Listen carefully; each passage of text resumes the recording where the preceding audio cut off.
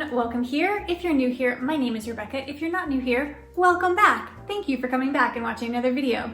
So this video kind of rounds out my holiday series. I have a whole playlist of minimalism and sustainability as it relates to the holidays, so I will link that down below. Check out my earlier videos if you haven't already. But in today's video, I want to talk about gift giving and gift receiving for minimalists.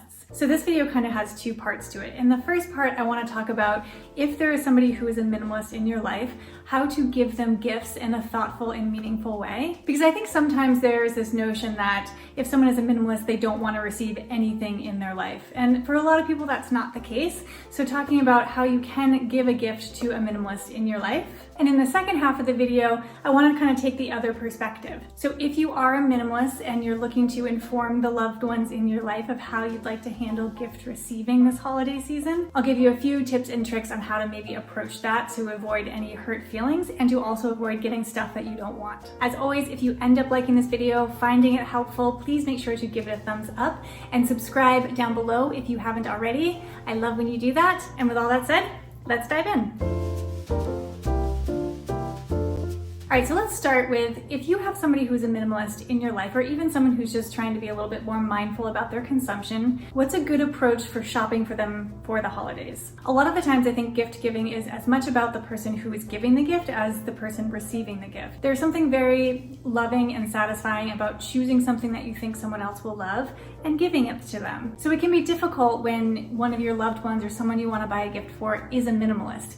I get that. So my first tip is ask. My parents actually take this approach with me, and I sort of love it. So you can sit down with your friend or your loved one and say, if you had, I don't know, $100 and you couldn't spend it on housing or food or bills, what would you buy? I feel like this is a good way to uncover like really deep-seated needs and wants and like what an actual good present could be. It's always nice to buy something for someone that they feel like they don't want to spend their own money on. So this could be something that they feel like they have always wanted but maybe have not wanted to put the money aside for. And you know, if you end up getting something like that gift or that actual thing that they've named, it's going to be something that they love and really, really want. My second tip is to gift something that is edible. Receiving a gift of food or drink that somebody has made with their own hands, I think is a wonderful gift. It's something useful. Everybody needs to eat, everybody needs to drink. It's not an item that's going to take up space in anybody's home that they don't necessarily want it to. And cooking for someone is a good way to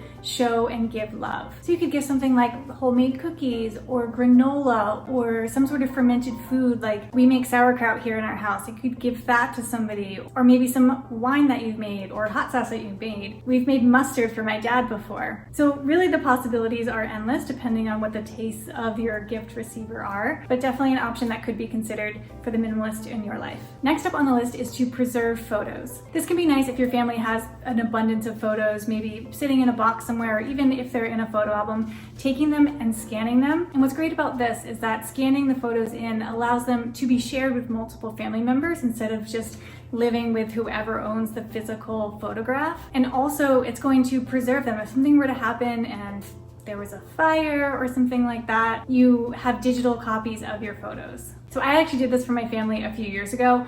I'm gonna say it was a huge undertaking. It took me a really long time, but I'm so happy that I did it. I have access to all those family photos now. My sister has access. I don't have to worry about something happening to the original photos. I will be honest that it was an undertaking. It took me a long time. I think I snuck into the attic and took all the photos in like September and then had it ready for Christmas in December. So it was a project, it was a thing. You don't have to do all the photos, you could just do maybe some of the family favorites. But again, a good, useful, thoughtful, and loving gift. Next up on the list is to gift an experience. I think this one is pretty standard. I think it comes to a lot of people's heads first when they maybe have somebody in their life who doesn't like to receive physical gifts. But this one can be a challenge in 2020 and in the world that we're living in right now, especially in the United States where a lot of us are on lockdown. We can't do things like gift concert tickets or sporting event tickets. Like none of that is happening. But there are some things that we can do. The outdoors are still open, so you could try something new together. Maybe it's rock climbing or hiking or try an outdoor yoga class together. You could also make plans for the future. You know, maybe taking a trip somewhere together or traveling somewhere together. So I definitely think we need to get a little bit more creative with the experiences we're gifting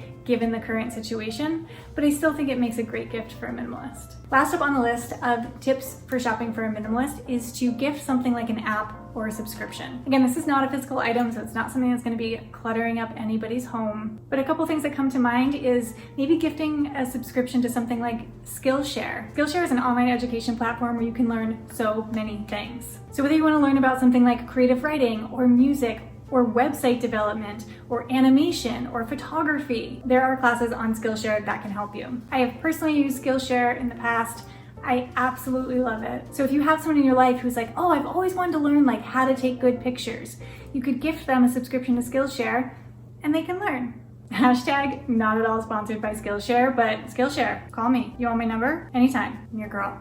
So beyond Skillshare, even something like Netflix or Hulu, if somebody doesn't have that or wants it. For the past couple of years, my sister's actually gifted me a national parks pass, which is just like the best gift in the world. It's one pass that gets you into all of the national parks. So gifting somebody access to a platform or a place can be a really great gift. All right, so let's switch gears a little bit. I want to talk about if you are a minimalist or if you're someone who's just trying to be more mindful about the things coming into your life or just trying to declutter your life a little bit, it can be hard to be the receiver of gifts. I think it's very possible and easy for people to end up with hurt feelings or to feel confused or not understand your mindset or why you wouldn't want a gift. So let's dive into a few tips for being the receiver of gifts as a minimalist. The first step and the first tip really is helping your friends and family and loved ones understand your mindset, understand what it is you're doing and why you're doing it. So to do that, you have to be really clear yourself on your why for being a minimalist, your why for getting rid of things and decluttering, and be prepared for that conversation. If you go into the conversation just saying things like, I don't want stuff and I don't want junk,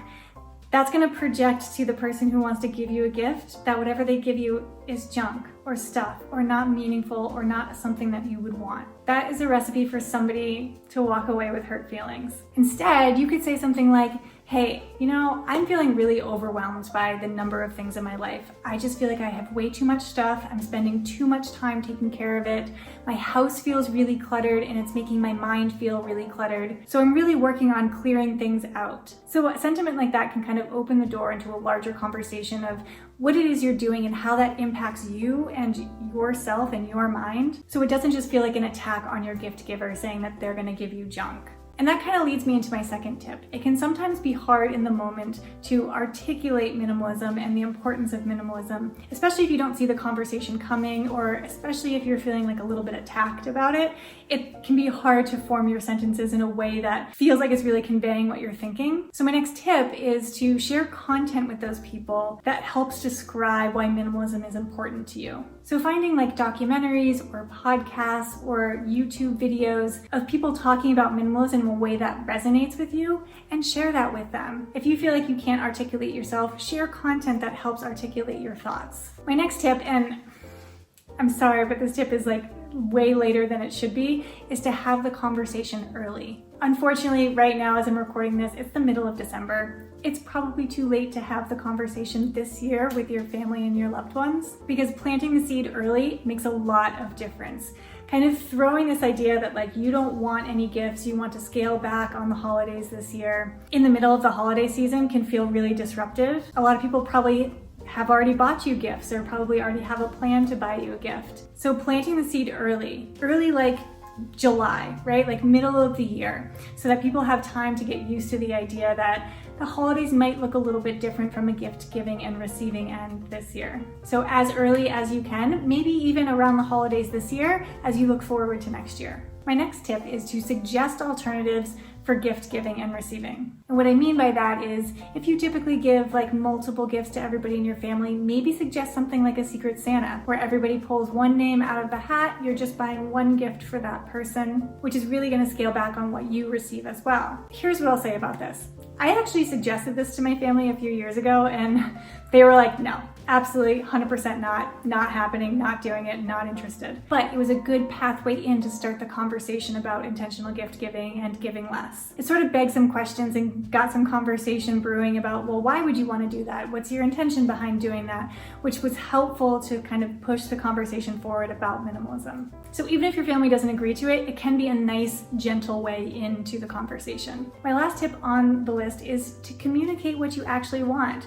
right? Just because we're minimalists or just because we're conscious consumers doesn't mean that we don't want and appreciate gifts. I love receiving gifts. There's nothing wrong with that, but it can be really helpful as someone receiving the gift to steer the gift giver in the direction of things you find value in. It's up to you to communicate that value system so that the person giving the gift can be in alignment. I think every gift giver just wants the receiver to love the gift, right? That's part of the joy of giving gifts. So you can do something like talk about what it is that adds value in your life, or you can be super specific and like make an actual registry. If you've ever heard of a website called Maytrade, I actually mentioned it in my video last week about places to shop sustainably. Maytrade has the ability for you to actually create a registry for you as yourself, as an individual, and you can put on that list things that will add value to your life. Even if your family's not going to be buying those very specific items, it's going to give them an idea of what you might like to receive. All right, that's it for this week's video. I hope you found this video helpful. I feel like minimalism and gift giving and gift receiving can